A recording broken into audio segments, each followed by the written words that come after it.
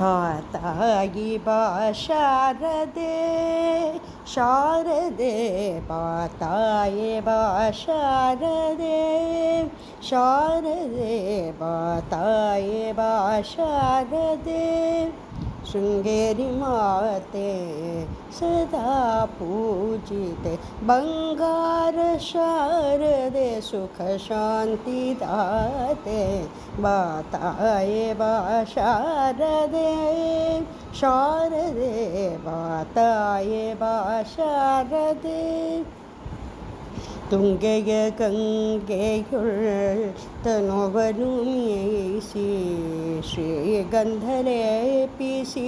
ಪರಿಮಳ ಸೂಸಿ ತುಂಗೆಯ ಗಂಗೆಯುಳ್ ತನುವನು ಮೀಸಿ ಶ್ರೀಗಂಧಲೇಪಿಸಿ ಪರಿಮಳ ಸೂಸಿ ಪಟ್ಟು ಪೀತಾಂಬರ ಹೂಮಾಲೆ ಧರಿಸಿ ಬಾನಂಬ ಹರಸಿ ನಸುನಗೆ ಸೋಸಿ ಬಾತಾಯೆ ಬಾ ಶಾರದೆ ಶಾರದೆ ಬಾತಾಯೆ ಬಾ ಶಾರದೆ ಗುರುಶಂಕರರೇ ವೇದದೊಳ್ ನುಡಿದರೆ ಕರದಲ್ಲಿ ವೀಣೆ ಸಗಮದನಿ ನುಡಿಸಲಿ ಗುರುಶಂಕರರೇ ವೇದದೊಳ್ ನುಡಿದರೆ ಕರದಲ್ಲಿ ವೀಣೆ ಸಗಮದನಿ ನುಡಿಸಲಿ ರಾಗಭಾವಲಯ ಸಾಹಿತ್ಯ ಮೊಳಗಲಿ ತವ ಸುರಗಾನವು ತನು ಮನ ತಡಿಸಲಿ ಬಾತಾಯೆ ಬಾ ಶಾರದೆ ಶಾರದೆ ಬಾತಾಯೆ ಬಾ ಶಾರದೆ ಶೃಂಗೇರಿ ಮಾತೆ ಸದಾ ಪೂಜಿತೆ ಬಂಗಾರ ಶಾರದೆ ಸುಖ ಶಾಂತಿ ದಾತೆ ಬಾತಾಯೆ ಬಾ ಶಾರದೆ ಶಾರದೆ ಬಾತಾಯೆ ಬಾ ಶಾರದೆ.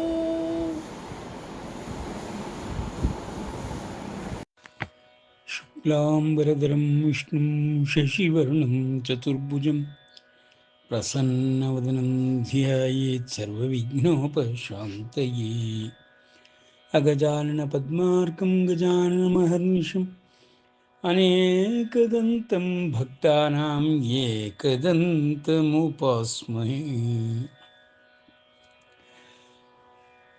गीतायाः पुस्तकं यत्र गीतायाः पुस्तकं यत्र यत्र पाठः प्रवर्तते तत्र सर्वाणि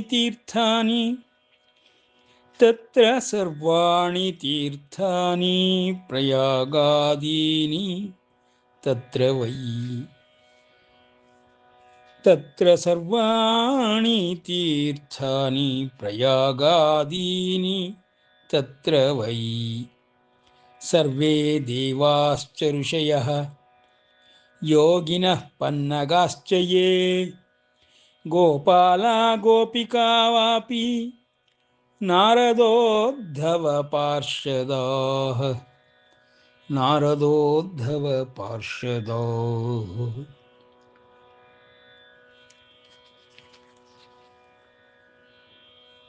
सर्वधर्मान् परित्यज्य मामेकं शरणं व्रज अहं त्वा सर्वपापेभ्यो मोक्षयिष्यामि मा शुचः इदं ते न तपस्काय न भक्ताय कदाचन न च शुश्रूषवे वाच्यं न च मां योऽभ्यसूयति मन्मना भव मद्भक्तो मद्याजी मां नमस्कुरु मामे वैष्यसि सत्यं ते प्रतिजाने प्रियोऽसि मे तमेव शरणं गच्छ सर्वभावेन भारत ತತ್ಪ್ರಸಾದಾತ್ ಪರಾಂ ಶಾಂತಿಂ ಸ್ಥಾನಂ ಪ್ರಾಪ್ಸ್ಯಸಿ ಶಾಶ್ವತಂ ಅಂಬ ತ್ವಾಮನುಸಂದದಾಮಿ ಭಗವದ್ಗೀತೆ ಭವದ್ವೇಷಿಣಿ. ಇದುವರೆಗೆ ನಾವು ಗೀತಾಜ್ಞಾನ ಅಭ್ಯಾಸದ 10ನೇ ಅಧ್ಯಾಯವಾದ ವಿಭೂತಿ ಯೋಗವನ್ನು ಪ್ರವೇಶ ಮಾಡಿ 4-5 ಶ್ಲೋಕಗಳನ್ನು ನೋಡಿದ್ದೇವೆ. ವಿಭೂತಿ ಯೋಗವೆಂದರೆ ಪರಮಾತ್ಮನ ಮಹಿಮೆಗಳು, ಪರಮಾತ್ಮನ ಗುಣಗಳು, ಪರಮಾತ್ಮನ ಸಾಹಸಗಳು, ಪರಮಾತ್ಮನ ಪರಾಕ್ರಮದ ಕಾರ್ಯಗಳು, ಕೃತಿಗಳು, ಇವುಗಳನ್ನು ಮಹಿಮೆಗಳೆಂಬುದಾಗಿ, ವಿಭೂತಿ ಎಂಬುದಾಗಿ ವರ್ಣಿಸುತ್ತಾ ಪರಮಾತ್ಮನು ತಾನು ತುರಿಯಾಸ್ತರದಲ್ಲಿ ಲಭ್ಯನಾದರೂ ಯಾವುದೇ ವ್ಯಕ್ತಿಗೆ ಯೋಗದ ಮೂಲಕ ಸಚ್ಚಿದಾನಂದ ಸ್ವರೂಪನಾದ ಪರಮಾತ್ಮನನ್ನು ಹೊಂದಲು ಅವಕಾಶವಿದ್ದರೂ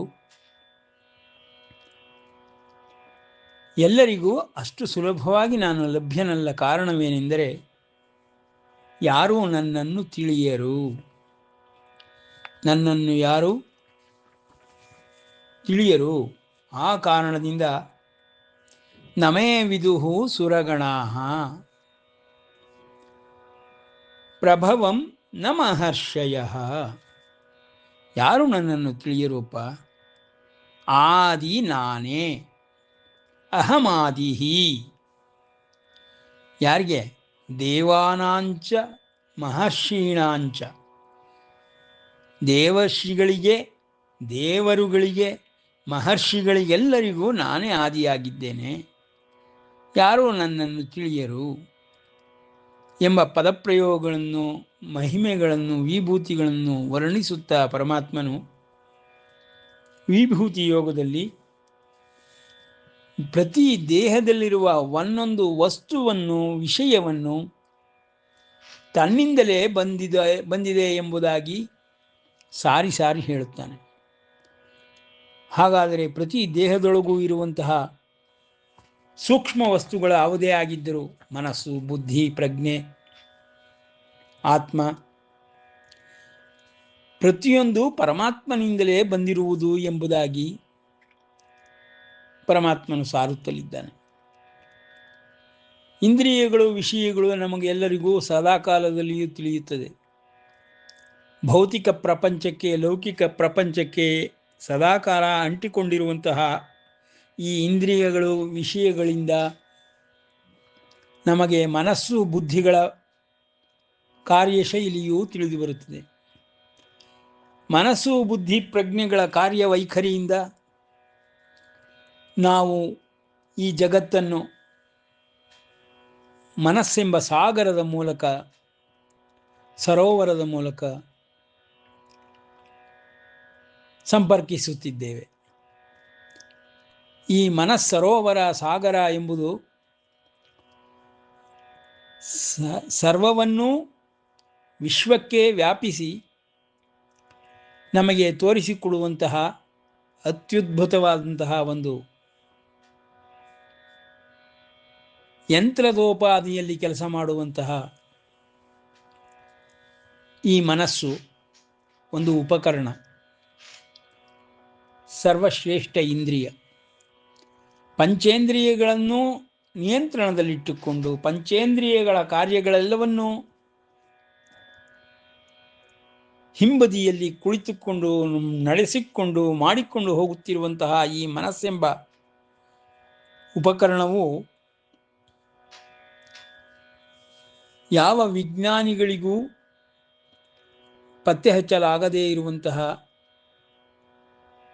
ಅತ್ಯಂತ ಕ್ಲಿಷ್ಟ, ಜಟಿಲ, ಸಂಕೀರ್ಣವಾಗಿದಂತಹ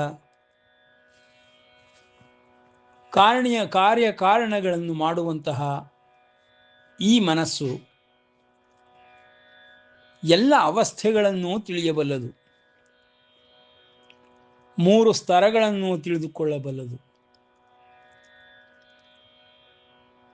ಮೂರು ವಸ್ತುಗಳ ಅವಸ್ಥೆಗಳನ್ನು ತಿಳಿದುಕೊಳ್ಳಬಹುದು. ಜಲವಾಗಲಿ, ಆವಿಯಾಗಿ ಹೋಗುವ ಜಲವಾಗಲಿ, ಎಲ್ಲವನ್ನೂ ಬೇರೆ ಬೇರೆಯಾಗಿ ತಿಳಿದುಕೊಳ್ಳುವುದಕ್ಕೆ ಈ ಮನಸ್ಸೆಂಬ ಒಂದೇ ಒಂದು ಉಪಕರಣವು ಎಲ್ಲರಿಗೂ ಸಹಾಯ ಮಾಡುತ್ತಲಿದೆ. ಆ ಕಾರಣದಿಂದ ಮನಸ್ಸೇ ಅತ್ಯಂತ ಪ್ರಧಾನವಾದಂತಹ ಒಂದು ಇಂದ್ರಿಯ. ಇಂತಹ ಮನಸ್ಸಿನ ನಿಯಂತ್ರಣವನ್ನು, ಮನಸ್ಸಿನ ಸಮಸ್ಥಿತಿಯನ್ನು ಕಾಯ್ದುಕೊಂಡು ಸದಾಕಾಲದಲ್ಲಿಯೂ ಪ್ರಜ್ಞೆಯನ್ನು, ಮನಸ್ಸನ್ನು ಸಂಪರ್ಕದಲ್ಲಿಟ್ಟುಕೊಂಡಿರುವಂತಹ ಬುದ್ಧಿಯು ರಥಸ್ಥನಂತೆ. ರಥಸ್ಥಂ ಕೇಶವಂ ದೃಷ್ಟ್ವಾ ಪುನರ್ಜನ್ಮ ನ ವಿದ್ಯತೆ. ರಥಸ್ಥನಾಗಿ ಪರಮಾತ್ಮನೇ ಇವುಗಳೆಲ್ಲವನ್ನು ಬುದ್ಧಿಯ ಮೂಲಕ ನಡೆಸಿಕೊಂಡು ಹೋಗುತ್ತಿದ್ದಾನೆ. ಆ ಕಾರಣದಿಂದಲೇ ದೇಹದೊಳಗಿರುವ ಸೂಕ್ಷ್ಮ ವಸ್ತುಗಳೆಲ್ಲವನ್ನು ಹೇಳುವ ಮೊದಲು ಬುದ್ಧಿ ಎಂಬುದಾಗಿ ಪರಮಾತ್ಮನು ಆರಂಭಿಸಿ, ಬುದ್ಧಿ, ಜ್ಞಾನ, ಅಸಮ್ಮೋಹ, ಕ್ಷಮ, ಸತ್ಯಂ, ದಮಃ, ಶಮಃ, ಸುಖಂ, ದುಃಖಂ, ಭವೋದ್ಭಾವೋ, ಭವೋ ಅಭಾವೋ, ಭಯಂಚ ಅಭಯಮೇವ ಚ, ಅಹಿಂಸಾ, ಸಮತೋ, ತುಷ್ಟಿ, ತಪಃ, ದಾನಂ, ಯಶೋ ಯಶಃ ಭವಂತಿ ಭಾವ ಭೂತಾನಾಂ ಮತ್ತ ಏವ ಪೃಥಕ್ ಪೃಥಕ್ ವಿಧಾಃ. ಮತ್ತ ಏವ, ಎಲ್ಲವೂ ನನ್ನಿಂದಲೇ ಬರುತ್ತಿದೆಯಪ್ಪ, ಎಲ್ಲವೂ ನನ್ನಿಂದಲೇ ಉದಯಿಸುತ್ತಿದೆ. ಪ್ರತಿಯೊಂದು ನಾನೇ ನನ್ನ ಅಂಶ ರೂಪದಿಂದ ಉಂಟು ಮಾಡುತ್ತಿದ್ದೇನೆ. ಇದನ್ನು ತಿಳಿದುಕೊಳ್ಳುವುದಾದರೂ ಹೇಗೆಂದರೆ, ಯಾರು ಭಾವಯುಕ್ತರಾಗಿರುತ್ತಾರೆಯೋ, ಯೋಗಯುಕ್ತರಾಗುವುದಷ್ಟೇ ಅಲ್ಲ, ಭಾವಯುಕ್ತರಾಗುವುದೇ ಅತ್ಯಂತ ಸುಲಭದ ಮಾರ್ಗ. ಭಾವವೇ ಇಲ್ಲದೆ ದಿವ್ಯ ವ್ಯವಸ್ಥೆಯಾಗಲಿ, ಪರಮಾತ್ಮನಾಗಲಿ, ಅಧ್ಯಾತ್ಮವಾಗಲಿ ಯಾವುದೂ ಇಲ್ಲ. ಮನಸ್ಸಿನ ಒಂದು ಭಾಗವಾಗಿರುವಂತಹ ಈ ಭಾವ ಎಂಬುದು ಪರಲೋಕಕ್ಕೂ ಇಹಲೋಕಕ್ಕೂ ಸಂಬಂಧವನ್ನು ಏರ್ಪಡಿಸುತ್ತದೆ. ಇಹಲೋಕದಲ್ಲಿಯೂ ಸಕಲ ಜೀವಗಳನ್ನು ಒಂದು ಮಾಡುವುದಕ್ಕೆ ಈ ಭಾವದ ಅವಶ್ಯಕತೆ ಅತ್ಯಂತ ಪ್ರಮುಖತೆಯನ್ನು ಪಡೆದುಕೊಳ್ಳುತ್ತಿದೆ, ಪ್ರಾಮುಖ್ಯವಾಗಿದೆ. ಈ ಭಾವವೆಂಬುದು ಯಾವ ಯಾವ ವ್ಯಕ್ತಿಗಳಲ್ಲಿ, ವಿಷಯಗಳಲ್ಲಿ, ವಸ್ತುಗಳಲ್ಲಿ ಯಾವ ರೀತಿ ಉಂಟಾಗುತ್ತದೋ ಅದೇ ರೀತಿಯಲ್ಲಿ ಪ್ರಕಟವಾಗುತ್ತದೆ, ಮನನವಾಗುತ್ತದೆ, ವೇದ್ಯವಾಗುತ್ತದೆ. ಅದನ್ನೇ ಪರಮಾತ್ಮನು ಭವಂತಿ ಭಾವ ಭೂತಾನಾಂ ಮತ್ತ ಏವ ಪೃಥಕ್ ವಿಧಾಃ. ಎಲ್ಲವೂ ಭಾವದಿಂದಲೇ ಬೇರೆ ಬೇರೆಯಾಗಿ ಕಾಣಿಸಿಕೊಳ್ಳುವುದು, ತಿಳಿದುಕೊಳ್ಳಲು ಅನುಕೂಲವಾಗುವುದು. ಇಲ್ಲವಾದರೆ ಬುದ್ಧಿಯನ್ನಾಗಲಿ, ಜ್ಞಾನವನ್ನಾಗಲಿ, ಅಸಮ್ಮೋಹವನ್ನಾಗಲಿ, ಕ್ಷಮೆ, ಸತ್ಯ, ದಮ, ಶಮ ಮುಂತಾದಿ ಎಲ್ಲವನ್ನು ಭಾವವೇ ಇಲ್ಲದೆ ಇದ್ದಾಗ ತಿಳಿದುಕೊಳ್ಳುವುದು ಹೇಗೆ? ಮೂಲತಃ ಭಾವವೆಂಬುದು ಅತ್ಯಂತ ಪ್ರಮುಖವಾದುದು. 2ನೇ ಅಧ್ಯಾಯದಲ್ಲಿ ಆರಂಭದಲ್ಲಿಯೇ ಪರಮಾತ್ಮನು ಆ ಒಂದು ಭಾವದ ಬಗ್ಗೆ, ಸತುವಿನ ಬಗ್ಗೆ, ಸತು ಇಲ್ಲದೆ ಇದ್ದಾಗ ಭಾವವೂ ಇಲ್ಲ, ಅಭಾವದಲ್ಲಿ ಸತುವೂ ಇಲ್ಲ ಎಂಬ ಸಿದ್ಧಾಂತವನ್ನು ಮಂಡಿಸುತ್ತಾನೆ.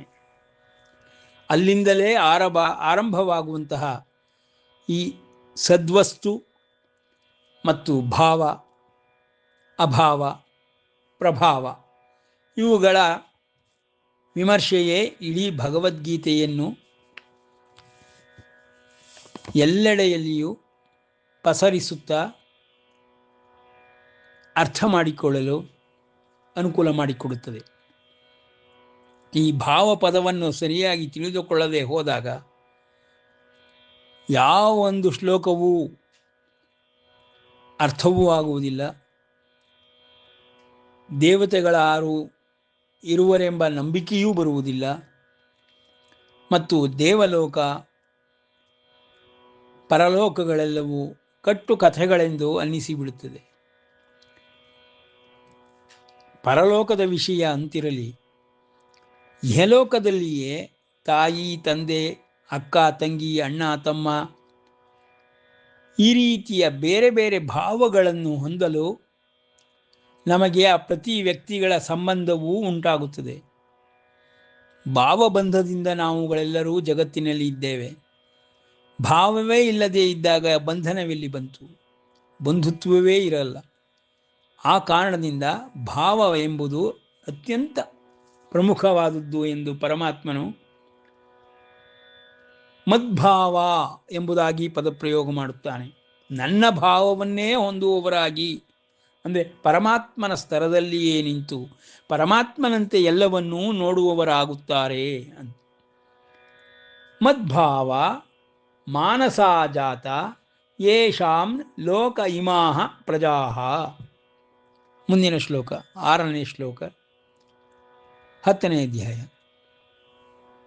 ನನ್ನ ಒಂದು ಭಾವವನ್ನು ಹೊಂದುವಂಥವರು ನನ್ನ ಸ್ತರದಲ್ಲಿಯೇ ನಿಂತು ನನ್ನಲ್ಲಿಯೇ ಇರುವಂತಹ ಎಲ್ಲವನ್ನು ಉಪಯೋಗಿಸಿಕೊಂಡು ವಿಶ್ವವನ್ನೇ ವ್ಯಾಪಿಸುವರು, ವಿಶ್ವವನ್ನೇ ಗಮನಿಸುವರು, ವಿಶ್ವವನ್ನೇ ಅನುಭವಿಸುವರು ಎಂಬುದಾಗಿ ಪರಮಾತ್ಮನು ಮಹರ್ಷಯ ಸಪ್ತಪೂರ್ವೇ ಚತ್ವಾರೋ ಮನವಸ್ತತ ಮದ್ಭಾವ ಮಾನಸಾಜಾತ ಯೇಷಾಂ ಲೋಕ ಇಮಾಹ ಪ್ರಜಾಹ.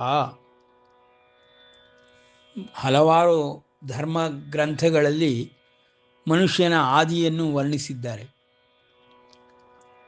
ಅದೇ ರೀತಿಯಲ್ಲಿಯೇ ಪರಮಾತ್ಮನು ಸಾವಿರಾರು ವರ್ಷಗಳ ಹಿಂದಿನ ಈ ಒಂದು ಜ್ಞಾನವನ್ನು ಕರುಣಿಸುತ್ತಿದ್ದಾನೆ. ಆದುದರಿಂದ ಇದು ಸನಾತನ ಧರ್ಮ ಎಂದೆನಿಸಿಕೊಂಡಿದೆ. ಇಮಾಹ ಪ್ರಜಾಹ ಲೋಕಃ, ಎಲ್ಲ ಪ್ರಜೆಗಳು, ಎಲ್ಲ ಲೋಕಗಳು,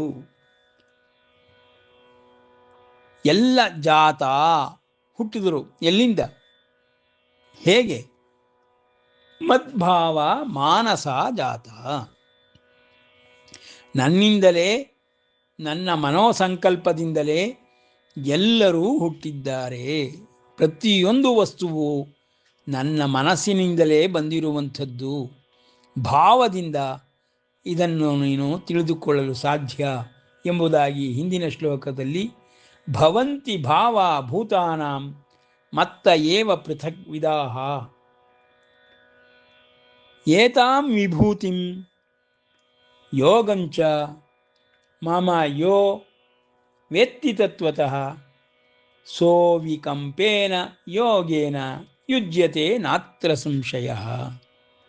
ಯಾರು ಇವುಗಳೆಲ್ಲವನ್ನು ತತ್ವದಿಂದ ತಿಳಿದುಕೊಂಡು ನನ್ನಿಂದಲೇ ಬರುತ್ತಿರುವುದಾಗಿಯೂ ಎಲ್ಲವೂ ನನ್ನ ಅಂಶವನ್ನೇ ಹೊಂದಿರುವುದಾಗಿಯೂ ಎಲ್ಲವೂ ನನ್ನದೇ ಎಂಬುದಾಗಿಯೂ ಯಾರು ನೋಡುತ್ತಾರೋ, ತತ್ವದಿಂದ ನನ್ನನ್ನು ತಿಳಿದುಕೊಳ್ಳುತ್ತಾರೋ ಅವರುಗಳಿಗೆ ಮಾತ್ರ ಭಾವದಿಂದ ನನ್ನೊಡನೆ ಸಂಪರ್ಕ ಉಂಟಾಗಿ ಎಲ್ಲವನ್ನು ಯೋಗದ ಮೂಲಕ ನೋಡುತ್ತಾರೆ. ಜಗತ್ತಿಗೆ ನನ್ನ ಸಂಪರ್ಕವು ಯಾವ ರೀತಿಯಲ್ಲಿ ಉಂಟಾಗಿದೆ ಎಂಬುದನ್ನು ತಿಳಿದುಕೊಳ್ಳುತ್ತಾರೆ. ಇದರಲ್ಲಿ ಕಿಂಚಿತ್ತೂ ಅನುಮಾನ ಬೇಡ. ಅರ್ಜುನ, ಭಾವದಿಂದ ನನ್ನನ್ನು ತಿಳಿದುಕೋ, ಯೋಗದಿಂದ ನನ್ನನ್ನು ಸೇರು. ಈ ರೀತಿ ಪರಮಾತ್ಮನು ಅರ್ಜುನನಿಗೆ ವಿಶ್ವವನ್ನೇ ತಿಳಿದುಕೊಳ್ಳುವ ಸುಲಭ ಉಪಾಯಗಳನ್ನು ತಿಳಿಸಿಕೊಡುತ್ತಿದ್ದಾನೆ. ತಾನು ಹೇಗೆ ವಿಶ್ವವಾಗಿ ವಿಸ್ತರಿಸಿದ್ದೇನೆ, ಎಲ್ಲವೂ ತನ್ನಿಂದಲೇ ಹೇಗೆ ಬಂದಿದೆ ಎಂಬುದನ್ನು ಒಂದೊಂದೇ ವಸ್ತು ವಿಷಯ ಪದಗಳಿಂದ ಪದಾರ್ಥಗಳಿಂದ ವರ್ಣಿಸುತ್ತಾ ಎಲ್ಲರ ಹೃದಯ ಮಂದಿರದಲ್ಲಿ ಕುಳಿತಿರುವಂತಹ ಪರಮಾತ್ಮನು ಈ ಪ್ರತಿ ದೇಹದಲ್ಲಿ ಉತ್ಪತ್ತಿಯಾಗುತ್ತಿರುವಂತಹ ಬುದ್ಧಿ, ಜ್ಞಾನ, ಅಸಮ್ಮೋಹ, ಕ್ಷಮೆ, ಸತ್ಯ, ದಮ, ಶಮ, ಸುಖ, ದುಃಖ, ಭಾವ, ಅಭಾವ, ಭಯ, ಅಭಯ, ಅಹಿಂಸ, ಸಮತ, ತುಷ್ಟಿ ಎಲ್ಲವೂ ಒಳಗಿನಿಂದಲೇ, ಪ್ರತಿ ದೇಹದ ಒಳಗಿನಿಂದಲೇ ಪರಮಾತ್ಮನಿಂದಲೇ ಉತ್ಪತ್ತಿಯಾಗಿ ಬೇರೆ ಬೇರೆಯಾಗಿ 108 ಪ್ರಕಾರಗಳಾಗಿ ಲಕ್ಷಾಂತರ ರೂಪಗಳಿಂದ ಕಾಣಿಸಿಕೊಳ್ಳುತ್ತಿದೆ. ಪೃಥಕ್ ವಿಧಾಹ, ವಿಧಗಳಾಗಿದೆ, ಕೋಟ್ಯಾಂತರ ವಿಧಗಳಾಗಿದೆ. ಅರ್ಜುನ, ಎಲ್ಲವೂ ನನ್ನಿಂದಲೇ ಹೊರಕ್ಕೆ ಬರುತ್ತಿದೆ ಎಂಬುದಾಗಿ ಪರಮಾತ್ಮನು ಅತ್ಯಂತ ರಹಸ್ಯತಮವಾದಂತಹ ಈ ಸೃಷ್ಟಿಯ ಮೂಲವನ್ನು ವರ್ಣಿಸುತ್ತಿದ್ದಾನೆ ಎಂಬಲ್ಲಿಗೆ